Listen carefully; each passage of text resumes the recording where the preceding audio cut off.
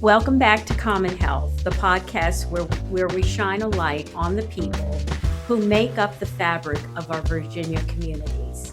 People whose stories remind us what resilience, courage, and compassion look like in real life. I'm your host, Tracy Douglas, and today's episode is especially meaningful to me because our guest is someone who has shaped the very foundation of who I am, my mom, Susan Douglas. My mother's story starts far from Virginia in a small Minnesota town called Glencoe. But the choices she made as a young woman, choices rooted in justice, service, and a belief in the dignity of every human being, have everything to do with communities that are served here in Virginia today. In the mid-60s, she left the comfort and familiarity of her hometown to go to Alabama during a time of enormous racial tension, determined to help Black residents register to vote. That decision would change her life. It's where she met my father, a man from Montgomery doing the same courageous work. Her journey is a story about risk, conviction, and following a moral compass, even when it points you to the hardest places. And listeners, you all know this podcast was born out of the community health centers here in Virginia. And as I think about the work that the Virginia health centers do every day, caring for people who are too often overlooked or underserved, I see the same spirit. So today isn't just a family story, it is a story about what calls us to serve and how the past shapes the work we do now. I'm honored to share this conversation with you listeners and to share my mom with you today. So, Mom, welcome. Thank you. Thank you for having me. And thank you for agreeing to do this. I didn't think I had to do too much to get you here, but I do want to start from the beginning, Mom. Okay. Back in the place and time that shaped you long before Alabama or Washington, D.C. So let's take our listeners back to Glencoe. Sure. And I can remember going to Glencoe during the summertime. You and Dad would send me and my brother Chris to Glencoe, hang out with our grandparents and our family out there. So what was it like for you growing up in Glencoe? When I look back on it now, it was idyllic. It was, doors were open, kids played outside, went from one house to another. Parents didn't know where you were. Just when the whistle rang at noon, you came home for lunch, and same thing at dinner time. We had a town whistle. Went off at lunch and dinner time. That's when you had to be home. And you had to be home at night when it was dark outside. My parents never worried about where I was, what I was doing, because it was a small town. Right. I remember being able to go into a store with just a note that if my mother needed sanitary pads, I could go into the drugstore with a note, hand it to them, they'd hand it to me, and they'd bill my parents. Really? It was just not a big deal. I know my parents didn't smoke, but in our town, the kids would go in and get cigarettes for their parents, and nobody said anything. There weren't any laws about that. Right. So it was really an idyllic life. Everyone knew everyone else. What kind of values did Grandma and Grandpa instill in you and Aunt Sherry, your sister? Again, I go back to good, solid middle class values. We were an all white town. It was, everyone went to church on Sunday. I don't know anybody who didn't go to church. Wow. Whether it was Lutheran or Methodist or Catholic, everybody went to church, and they kind of lived those values. You told the truth when you were asked. You didn't lie to your parents. You certainly didn't lie to your teachers, because that you were really going to get in trouble. If you did something wrong, by the time you got home, your parents already knew about it because somebody had called to let them know that you did something you weren't supposed to that day. So those are the kind of values that we were taught. Um, to respect the American flag. My dad was a vet. Um, so the respect for the flag and the country and whoever the president was, that was just normal. It was part of life. You respected your elders. You didn't talk back. It was just, at the time, it was a normal life. Do you remember when you first became aware of racial inequality or injustice living in Glencoe? Not living in Glencoe, but I remember it really got to be on my consciousness when I was in college. Really? Living in Glencoe, we had no minorities. There were no African Americans, no Hispanics. It was strictly a white community. Yes, people still spoke German. And they Really? Yes. Yeah, it was a German town. So if you went we had people come in because my dad was an electrician, and people would come in and speak German because that was the only language that they spoke. Did Grandpa understand them? Grandpa did. He understood and Really? he spoke. Grandma didn't speak it as much, but she did understand it. But I do know that whenever we had a family get together and they were talking about something we weren't supposed to know, it was always in German. German. Wow. Yeah. So then when you got to college is when you started to become aware. Yes, because that was I started college in 62 and left in 65. So that was the time of the big civil rights when more attention was being drawn to it with things that were happening down south with Dr. Martin Luther King. And we would talk about it. Really? I went to a Christian college, but it was a liberal Christian college. It was a Lutheran college, and it was very liberal. So we talked about it. We talked about it in our religion classes, in our history classes, things that were happening. And of course, then we talked about it when we were at lunch or getting together or sitting in our dorm rooms. Right, right. So now, somewhere along the way in your journey, though, Mom, something sparked a desire in you to step far outside of your world in Glencoe. Can we talk a little bit about that? Sure. From going from this small rural town in Glencoe, right, to the deep South during the civil rights movement, right? So what was happening in your life around the time you decided to go to Alabama? It was my junior year in college. And what decided it was we had an exchange program with Tuskegee Institute. Our college had an exchange program. This, yeah. And actually, that was the first time I had seen an African American when I went to college. Really? Other than seeing like Sammy Davis Jr. Right, on TV. An entertainer. Yeah. Or had even spoken to one. So the dean from the school, Tuskegee, came up to talk to us. And it was about a voter registration program. It was posted on campus and talked about in our classes, how they were doing voter registration in the South, and it was a government-sponsored program. Really? Mm-hmm.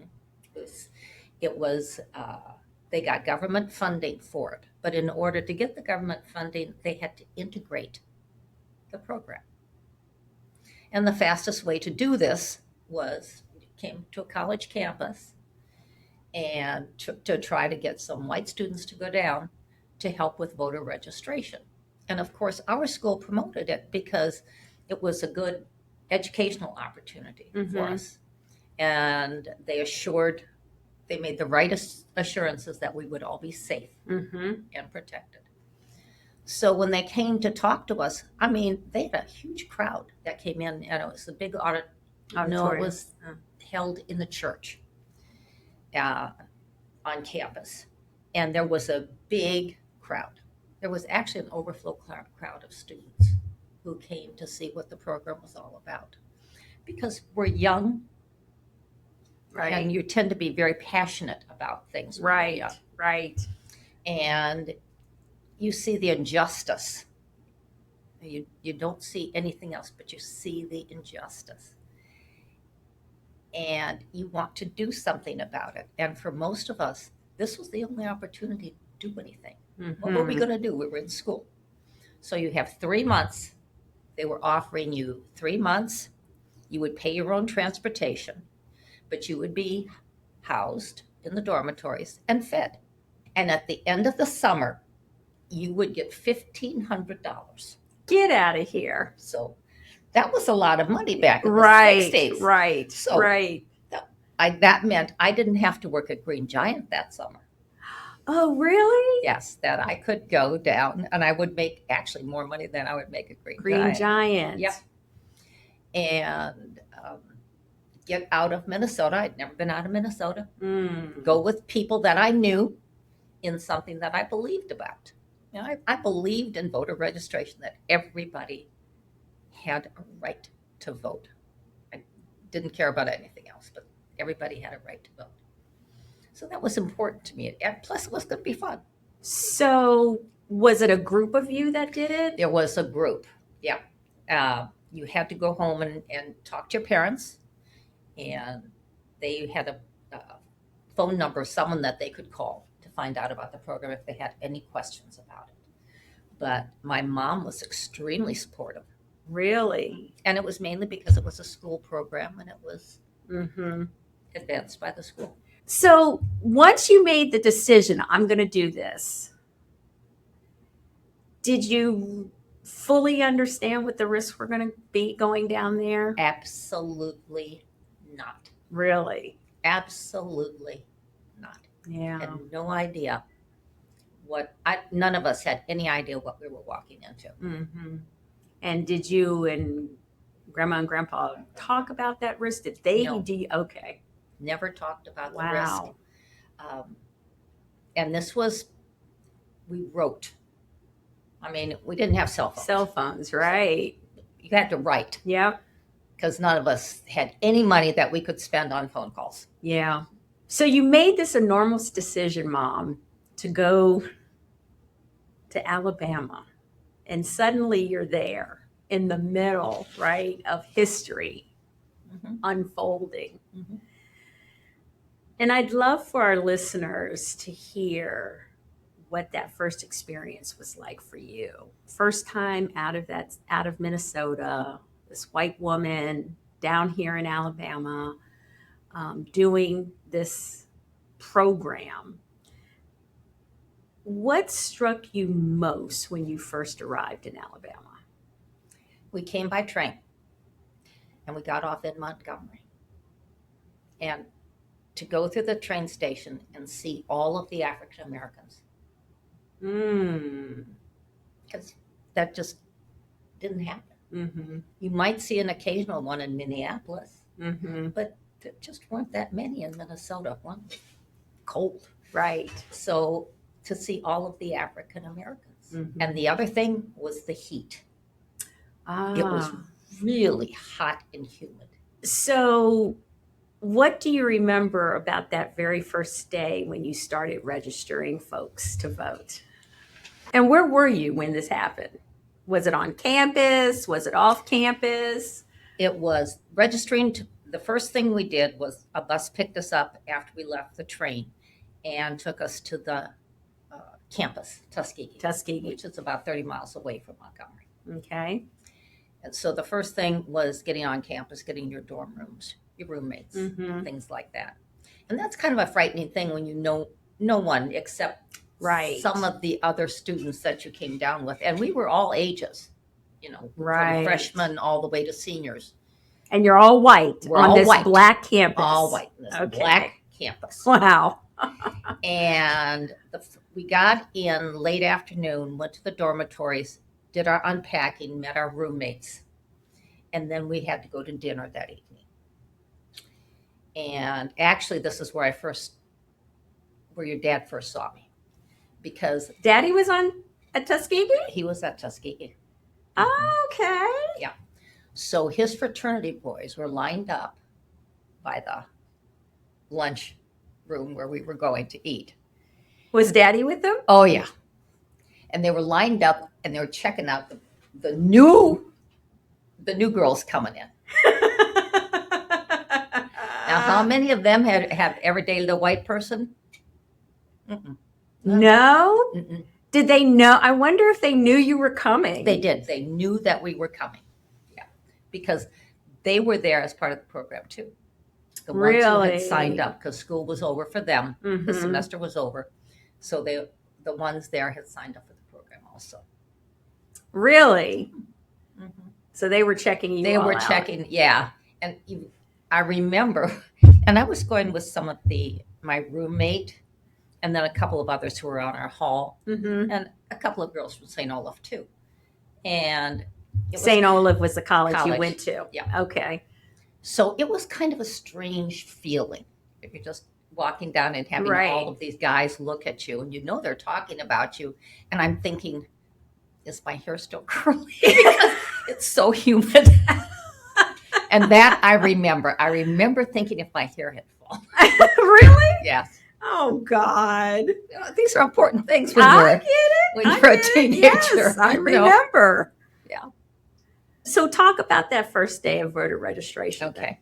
So Tuskegee made it very clear. There must have been some agreement with the state, because this wasn't a safe place. Alabama was not a safe place to do voter registration. Mhm. But when we went out in the cars, all the cars were marked Really? on both sides. They had these stickers on them Mm-hmm. that identified this as this program. So my personal feeling was that the police had been notified and Mhm. people had been notified, because we were pretty much left alone. Were you? We didn't have any, at that time, we didn't have any encounters with the police. Okay. When you were in that marked car doing this voter registration, Mm-hmm. I think the first time, I only did voter registration for about a week before I did another job. But the first time we went out, I was just appalled by the poverty, Wow. by how these people lived. It was eye-opening for me. Really? I had never experienced or seen that kind of poverty before. Really? Yes, Mm. it was kind of mind-blowing. Mm-hmm. You know, it kind of took me back. So you didn't get any kind of training for this, or No, it was and just they didn't kind of, prepare you, or for what you were going to experience, or anything? the training we got was, it was actually the first morning we went out. Mm-hmm. We had about a half a day of training. And a lot of that was, reminders to be careful, just to be aware of your surroundings, to not demonstrate affection. Just Yeah. you know how kids kind of interact with one another, particularly when you're doing a job or you Right. get to know each other. You just you're joking, Yep. and to kind of maintain a sense of dignity or something, because this was a serious effort that we were undertaking. Right. Right. So, and then we were given the papers that we had to sign people To up. sign people up. Got our instructions as to what to do. So they took you into this neighborhood. It wasn't a neighborhood. It wasn't a neighborhood. No, it was the back roads. It was- Really? yeah. It was. They weren't neighborhoods. We were out in the rural areas, because Mm. that's where most of the people who lived in, like, Montgomery, Yeah. they were educated, or they knew what to do to vote, Mm-hmm. where to go, how to do it, Mm-hmm. because they were in that society. But in the rural areas, they didn't have all that information. Right. Remember, these people didn't have phones. A lot of them didn't have electricity. Wow. And these are all Black folks. These are, we were Wow. registering African Americans to vote. Yeah. So What was it like? Do you remember what it was like when you went up to a Black person to have that conversation and that you were there to get them to register to vote? Sure. The first time you're nervous because you just don't know you got this kind of speech in your head Right. and you think this is what you're going to say. Well, a lot of these people didn't have good language skills. Mm-hmm. Their comprehension was not that good because many of them hadn't gone to school or stopped school when they were Right. 5th, 6th, 8th grade. That was Mhm. it. So there were very simple conversations. First of all of our cars had Tuskegee Institute on it. And African Americans know New Tuskegee. Tuskegee. They Right. knew Tuskegee. So they knew you were there, something to do with school, which made it easier. Mm-hmm. A lot of times the Tuskegee students who were with us would take the lead and talk to them. And that seemed to make it easier because we were white. Right. Right. Once they were told what we were doing,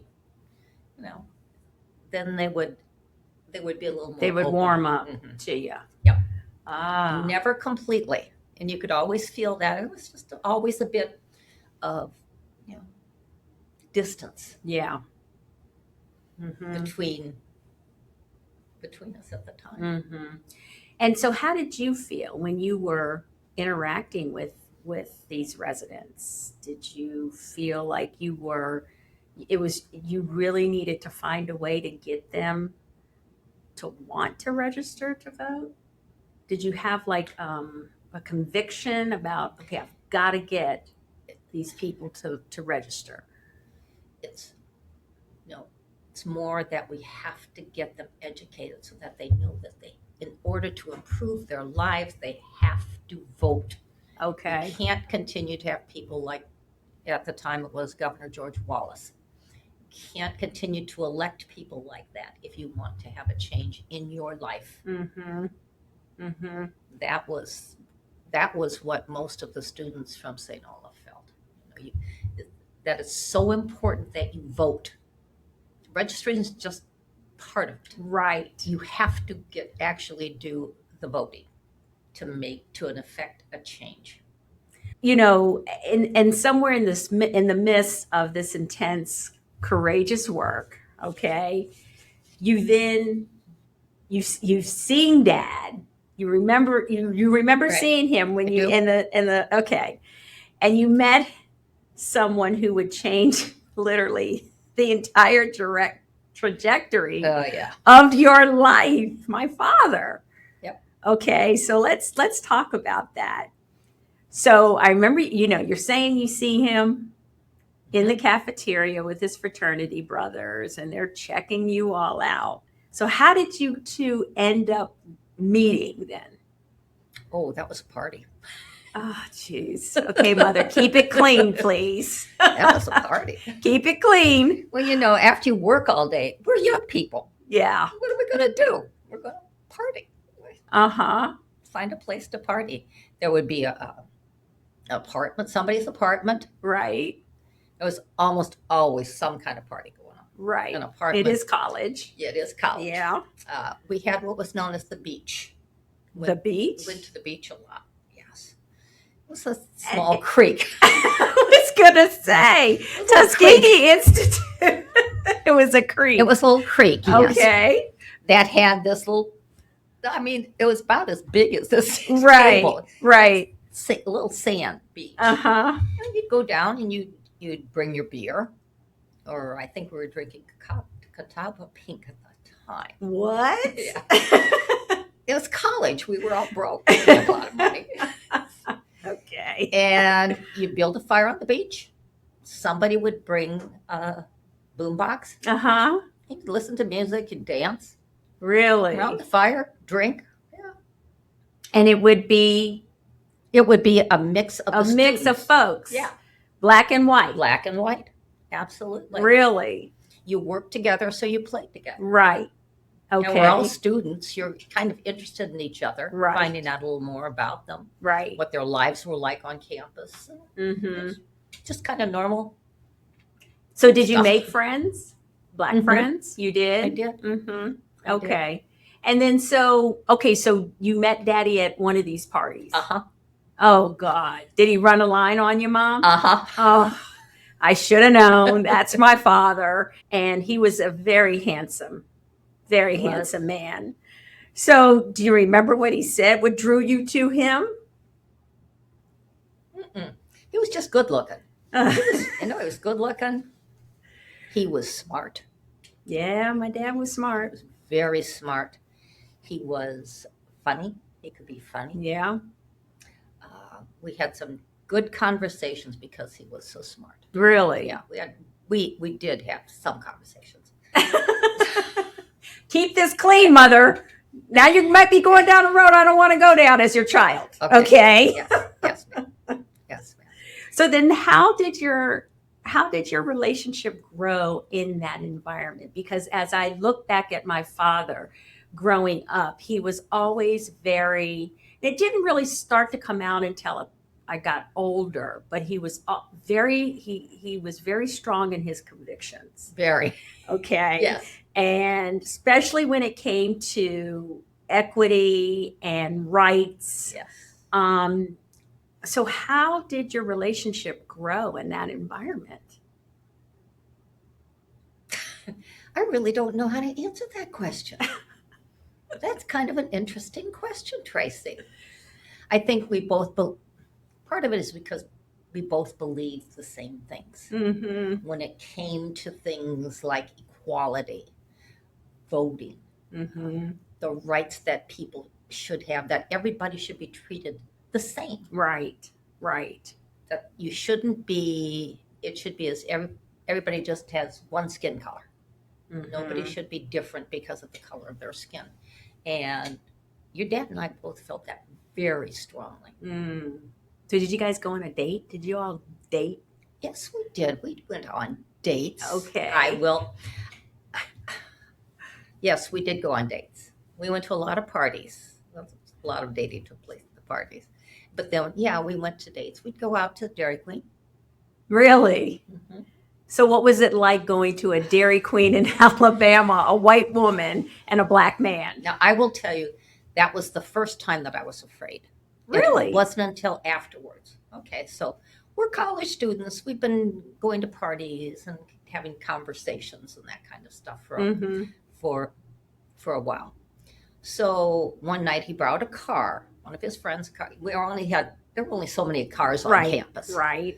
So you had to borrow a car. You planned your dates according to what night you had a car. So, and the car that he had borrowed was a convertible. So we're going to go to the Dairy Queen. Mm. Okay. And we're going to the Dairy Queen and we're talking, got the music on, listening to the music and just laughing, having a good time. And I'm sitting up next to him. It's a bench seat. Yeah. I'm right next to, what do you do when you go out? Right. You're dating, you sit Right. next to him, right? Right. All of a sudden, we're waiting to make a left turn into the Dairy Queen. And there's a car behind us, and it's right on our bumper. Mm-hmm. We pull into the Dairy Queen, and this car pulls in right behind us. And then another car comes around and parks in front of us. Mm. And that was the first time that I was scared. Really? Because they were cars with white men in them. And they did that purposely They did because it. they saw you two Yeah. as an interracial And couple. we weren't careful.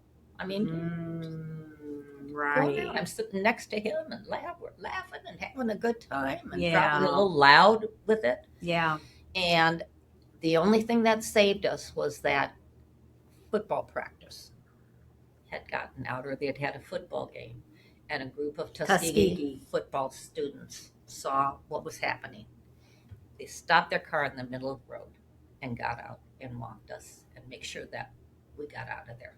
Really? And said, "You guys are stupid." Really? Right. I remember that one guy say, "You guys are stupid."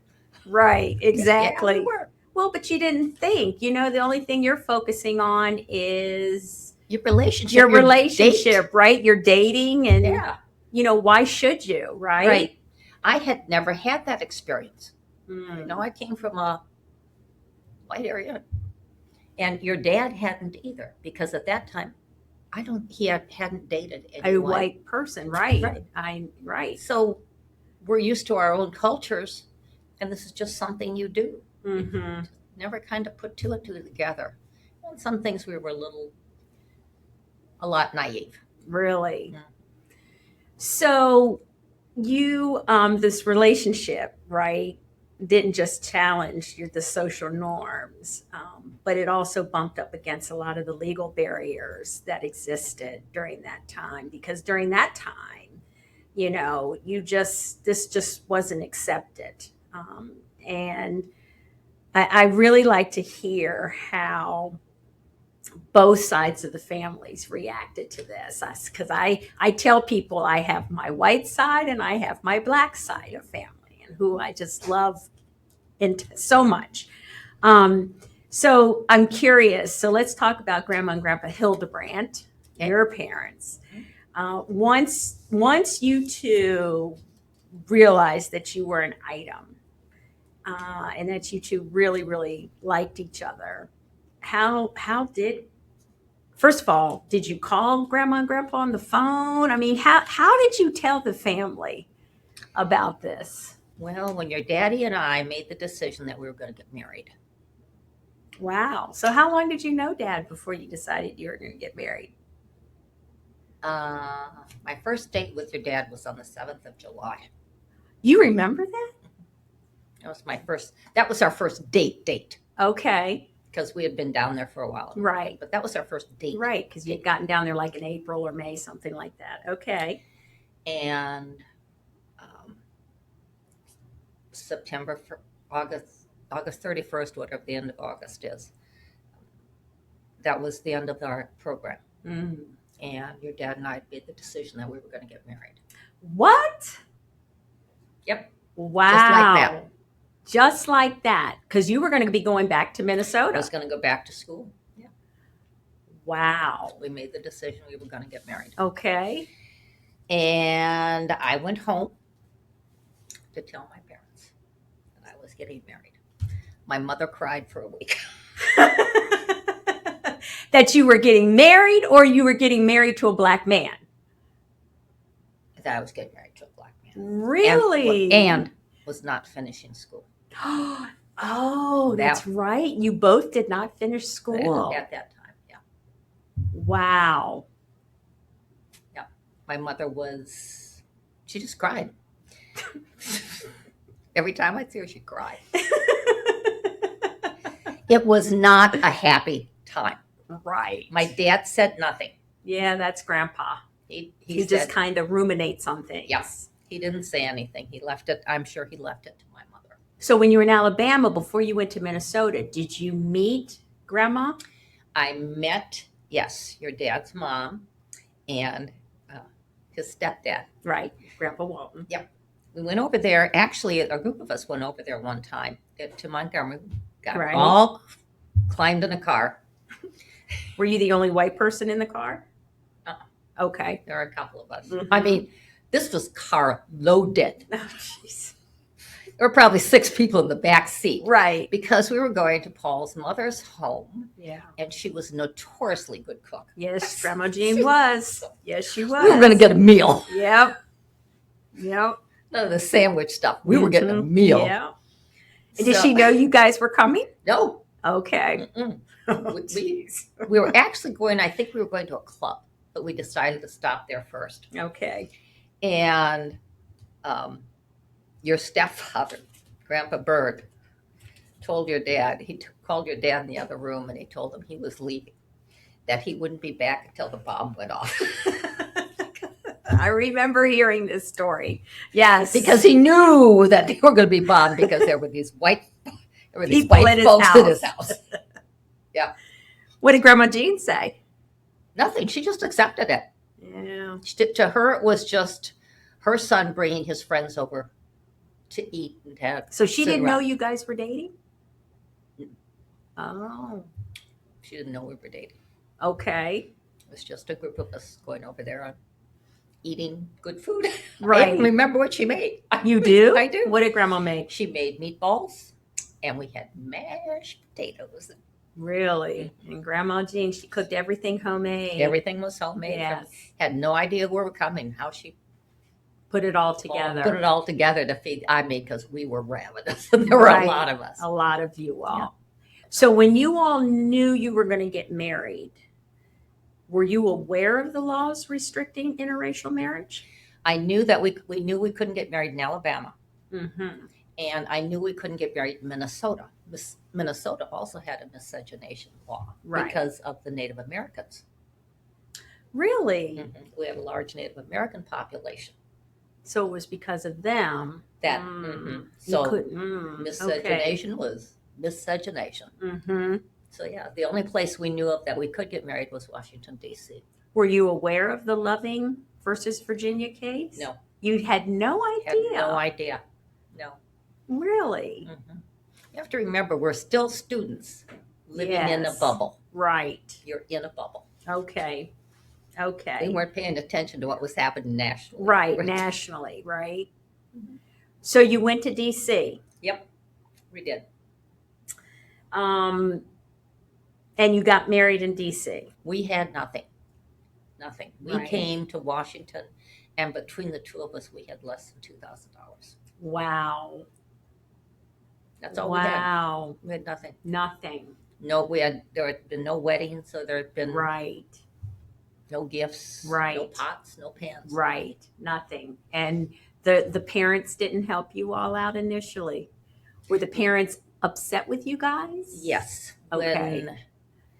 Before we got married, we knew two people from St. Olaf who had gone to Washington. They had jobs there. So we actually stayed with them for about 3 or 4 days. Mm-hmm. Until we could get into our own place, find a place that we could afford. And before we got married, and my parents flew out. Okay. And that's when they met your dad for the first time. Mm-hmm. In a hotel room. In a hotel room. Mm-hmm. Yeah. And? Tried to talk us out of getting married again. Did they? Wow. So you hadn't gotten married yet? We hadn't been married yet. Okay. And wanted to talk because it was an interracial marriage. Because it was an interracial marriage. Okay. All right. Yeah. Okay. Okay. So before we move forward, Mom, I do want to shift to something close to the heart of Common Health, this podcast, and that's healthcare. Okay. The world you grew up in and the world you encountered in Alabama had very different healthcare realities. Okay. So growing up in Minnesota, what was healthcare like when you were growing up there? Was going to the doctor routine or occasional? And then how did people learn about health? Health was, you got sick, you called the doctor, he came to your house. He came to your house. Yeah. I remember having measles, and the doctor coming to the house. And then how did they get paid? Grandma and Grandpa just paid them? They sent a bill. Was there health insurance? No. No health insurance? I do not remember there being health insurance. Yep. Do you know how it was in Alabama? I do know that your dad had probably better health care because his mom was tied to one of the educational institutions, was a black college in Montgomery. Okay. And she taught at their school. Ah. So your dad had different health care than probably the people we saw in rural Alabama. And the rural part. Okay. So was healthy eating something people talked about? No. You didn't talk about healthy eating. You didn't think about it. Nobody knew about it because everybody had a garden. Really? Everybody had a garden. And big gardens. There's none of this little stuff. Right. It was big gardens. There were potatoes and cabbages and name something. Right. And that's what you ate from. I remember my aunt and my mom getting together and canning. Yes, I can remember all the canning. Yep. On both sides of the family. Yes. Everything. Yeah. Right. Everything was canned. And then it was frozen, and your meat you got from the local farmer. when they Really? butchered. They, yeah, they delivered it to you. My dad would sometimes get paid in chickens. And chickens. Yeah. Or eggs, or if he worked at the creamery, he'd come home and he'd have butter. Okay. That's kind of how it was. Part of it was like the barter system. Right, the barter system. Yeah. I think we ate better because everybody had gardens. It was Right. just expected Right. that you had a garden. Everybody worked in a garden. And you mentioned that you had measles. Yes. Did they have vaccinations? Yes, they did. So how come, did they have a measles vaccination? No. Okay. We didn't have a measles vaccine at the time. Our vaccinations were given in the schools. Okay. They were kept track of by the school. Mm-hmm. So every year in the fall, you would get a paper saying that you had to take home and have your parents sign Right. that you were due for these vaccinations. Uh-huh. Whether it was, I know we had smallpox Yep. vaccinations. Right. Or whatever else they had at the time. And your parents would sign that you had approval to get that. You'd line up by class outside the nurse's office because every school had a nurse. Okay. And you'd get your vaccination. Were people against vaccination? No. I remember when the first polio vaccine came out. That was the Salk polio vaccine. Yes. And it was an oral vaccine. It was an oral vaccine. I can remember taking that. And when it first came out, every student in the school took that vaccine. Really? Yes. Because all our parents remembered the stories of someone being in an iron lung. being in an iron lung. Or Okay. so and so limps because he had polio. Ah. Mm-hmm. So they all remembered that, and there wasn't a parent that was going to allow their child to go through that. Really? Yeah. I was thinking about that the other day. How fascinating it was, because now we have this anti-vax Right. thing going on, and it was just never considered not to get your child vaccinated. Really? Mm-hmm. Because it was important. Parents at that time felt it was more important to protect their children. So, what about mental health? Was that ever talked about? Mental health was never talked about. Was it a thing to, like, if there was somebody who was born with intellectual disabilities or whatever, was that something that folks were ashamed of and kept separate from people? I mean, I think we had a student in my class in elementary and high school who was mentally disabled. Mhm. He was challenged. yeah, yeah, But he went to class with us. He was yeah. in normal school. That's what we had. Yes. There wasn't anything, and he learned and was expected to learn, even though he was a slower learner. Right. But he took the same lessons we did, had the same homework we did, Mm-hmm. was asked by the teacher the same questions we were. Right. You had to stand up and give an answer. Right. Right. So that was something that we didn't see as much of. Who were depressed. We had it, my dad's family, a couple of his sisters were very depressed. Mm-hmm. And they were just depressed. You didn't get treated for it. You didn't get treated No. for it. Mm-hmm. You might have taken some over the counter. I think there was the Lydia Pinkham's tonic. That was some kind of over the counter thing. Right. Probably right. had alcohol in it. Yes.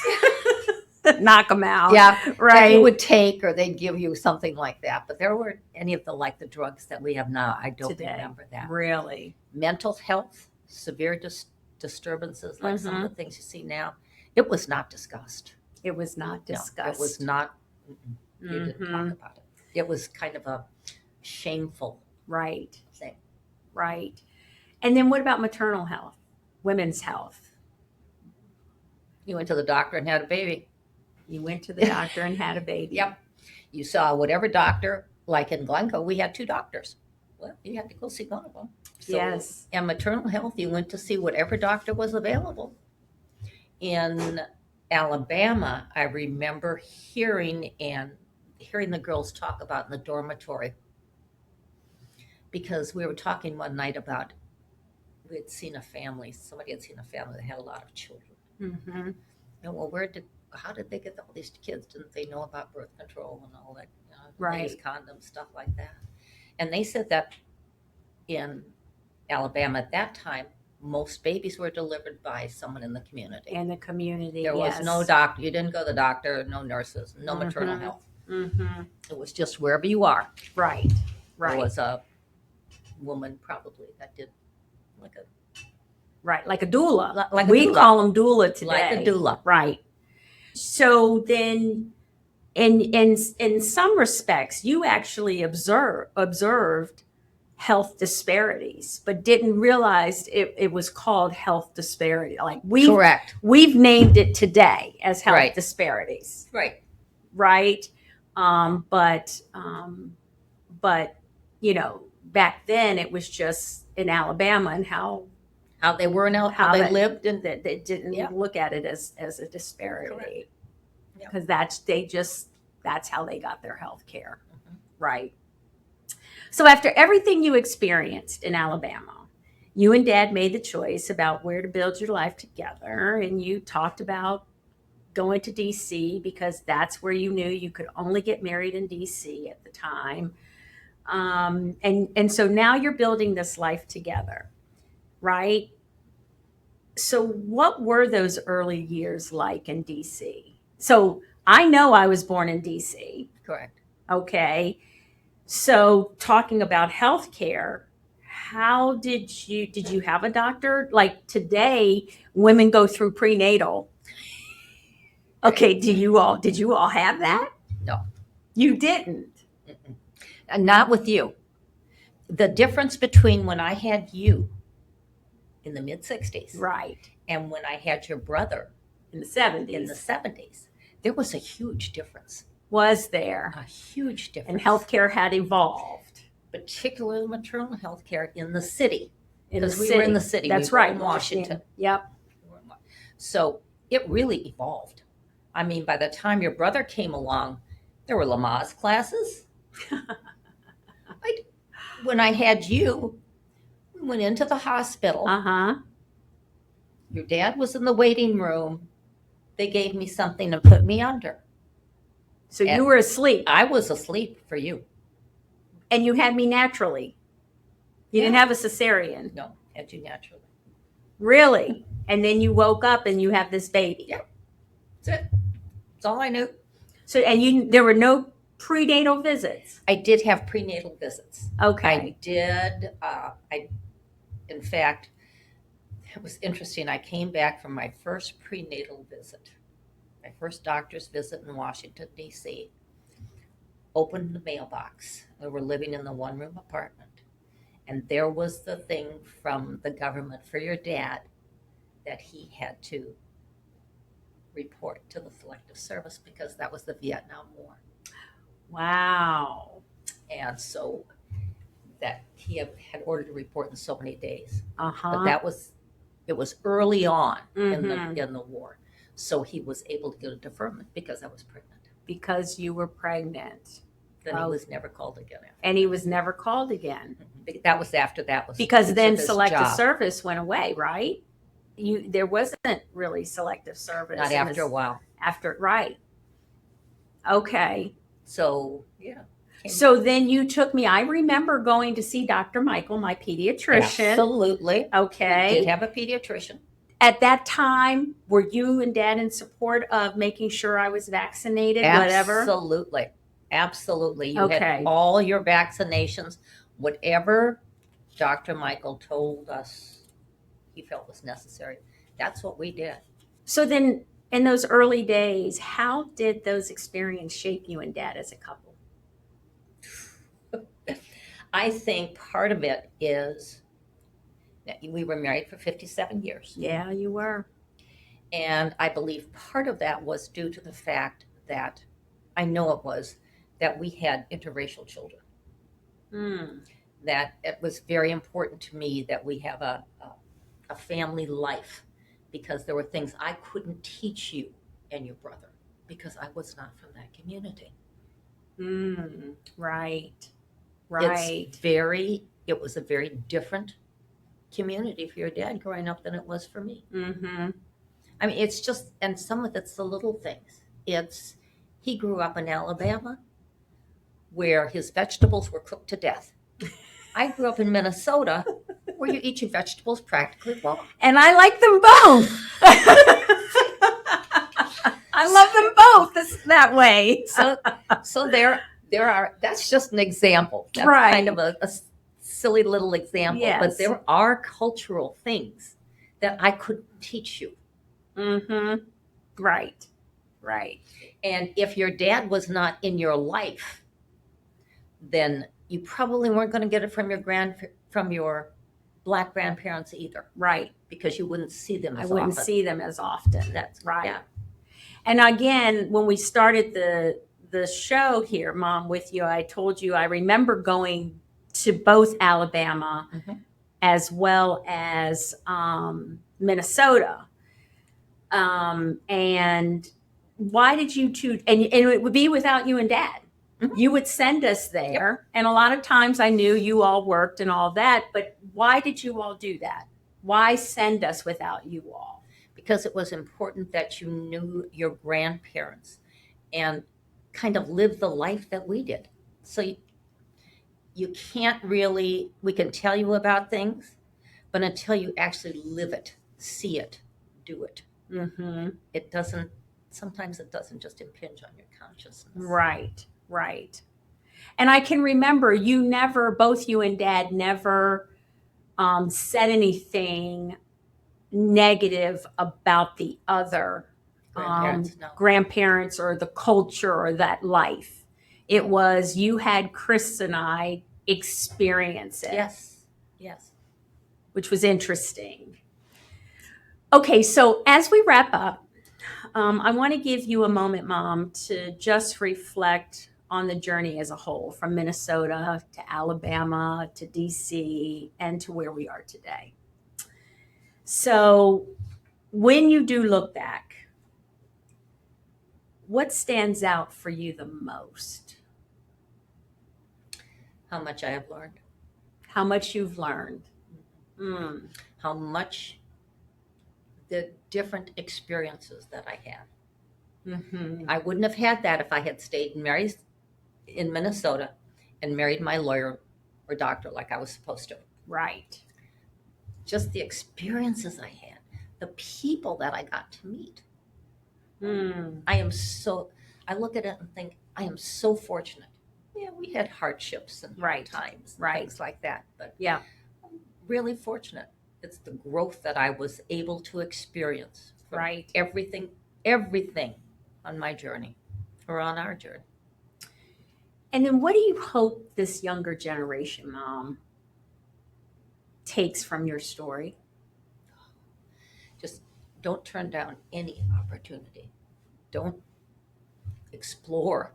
Look at the differences. There are so many opportunities. There are so many opportunities to learn new stuff. You have to learn new stuff all the time. And what about meeting people different from you? I think that's always an important thing to do, is because that's what you learn. That's how you learn, is you meet different people, you talk about their experiences, they get to know you. And the more they know you, the easier it is for them to open up about the kind of life that they have led, or if they need help in some way. You have to talk to people. Even though your dad was better at that than I was. Yes, Dad was definitely a salesman. He had never met a person he didn't. He would talk to a stranger. He did not care. Nope, made him no difference. For community health centers and the work and the mission, because you go to a community health center. I do. That mission, these experiences that you lived, are you glad that this mission is out here? I guess that's the question of the day, is those experiences. are you glad to see a mission like the community health centers out here today? Because you didn't have community health centers. You had clinics, With clinics, right? but you didn't have community health centers in this mission. What would you say about that? I would think right now that it's a very important part of healthcare in the United States. Mm-hmm. Looking at what I saw back, like in Montgomery, Mm-hmm. in the rural areas where there were no doctors. Right. You had your local, maybe a healer, someone who Right. herbs or Yep. maybe had worked in a clinic at some time, Yep. or doula, Mm-hmm. someone like that. But and even in Minnesota, Mm-hmm. in our rural areas, I mean, because we live 60 miles, Glencoe's 60 miles from the closest City trauma center, trauma center. Mm-hmm. big trauma center. Right. Although it has a small hospital, it's a Mhm. regional health center. But there are areas where there is no clinic. Mm-hmm. Isn't it There is interesting no doctor. how that was then and that is still today. now? Yes. Right? Still now. Hmm. Wow.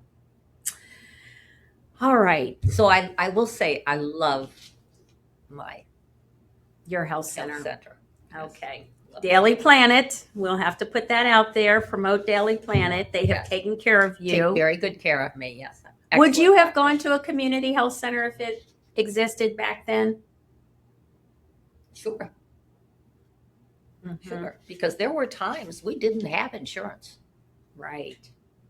when, yes, that would have been our health care. Right. We wouldn't have had to pay for it out of pocket. Right. And you see a doctor. You see a medical doctor. I see a medical doctor. And they employ them. It's not a free clinic. It's an actual health system. Yes. Yep. I get tests just like everybody else does. When Right. I go to a Right. private physician, Right. private pay physician. Mm. I get great care. Well, thank you, Mom. And listeners, as we close today's conversation, I'm struck by how much my mother's story mirrors the values that really do guide Virginia Community Health Centers. And the courage that my mom has showed stepping up into unfamiliar communities. Oh my gosh. The compassion that she carried into places where my mom was a stranger, and the deep belief that every person deserves dignity. Those values really are the heartbeat of community health. Our health centers here in Virginia and around this country serve people who, like those my mother met in Alabama and her family, my family in Minnesota, have faced barriers for far too long. And they do it. Community health centers do their work, right? With humility, cultural understanding, and a commitment to meeting people where they are. So, listeners, and to those of you who go to community health centers, I wanted to share this story. We are filming and doing this show right now during February, which is considered Black History Month, and I really felt it was important that we brought this story because this story comes from an individual, my mother, who actually goes to a community health center and would have gone to a health center back then.